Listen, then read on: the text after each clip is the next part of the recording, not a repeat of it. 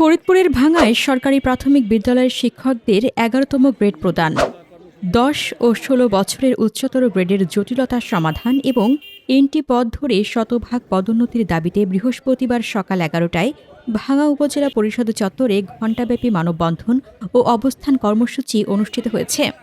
সভায় সভাপতিত্ব করেন সরকারি প্রাথমিক বিদ্যালয়ের ভাঙ্গা উপজেলা শাখার সভাপতি মোহাম্মদ শামসুল হক মাতুব্বর। সাধারণ সম্পাদক মোহাম্মদ মুস্তাফিজুর রহমানের নেতৃত্বে অনুষ্ঠিত সভায় বক্তব্য রাখেন সংগঠনের নির্বাহী সহ সভাপতি সঞ্জয় কুমার দে, সহসভাপতি মোহাম্মদ ফরহাদ হোসেন, সিনিয়র যুগ্ম সম্পাদক মনিরুজ্জামান মনির, মোহাম্মদ ইমরান হোসেন, শারমিন রহমান, লাবণী আক্তার, চম্পা আক্তার, পপি আক্তার ও শাহিদা আক্তার প্রমুখ।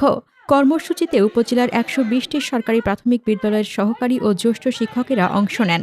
মানববন্ধনের পর শিক্ষকরা অবস্থান কর্মসূচি পালন করে দ্রুত দাবিগুলো বাস্তবায়নের জন্য সরকারের প্রতি আহ্বান জানান। বক্তারা জানান, দেশের প্রাথমিক শিক্ষা ব্যবস্থার ভিত্তি গঠনে সরকারি প্রাথমিক বিদ্যালয়ের শিক্ষকরা নিরলসভাবে কাজ করে যাচ্ছেন, তবে এখনও তারা ১১তম গ্রেড থেকে বঞ্চিত রয়েছেন, যা শিক্ষকদের ন্যায্য প্রাপ্যতাকে প্রশ্নবিদ্ধ করছে। ১০ ও ১৬ বছরের উচ্চতর গ্রেডের জটিলতার সমাধান না হওয়ায় বহু শিক্ষক দীর্ঘ কর্মজীবনেও যথাযথ সুবিধা পাচ্ছেন না। শিক্ষকরা আরও উল্লেখ করেন, এনটি পদ ধরে শতভাগ পদোন্নতি নিশ্চিত না হওয়ায় তাদের ক্যারিয়ারে স্থবিরতা সৃষ্টি হয়েছে।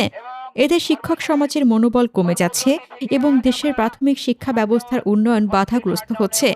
বক্তারা আশা প্রকাশ করেন, সরকার দ্রুত কার্যকর পদক্ষেপ গ্রহণ করলে শিক্ষক সমাজের ন্যায্য অধিকার নিশ্চিত হবে এবং প্রাথমিক শিক্ষা আরও মানসম্মত, কার্যকর ও যুগোপযোগী হবে।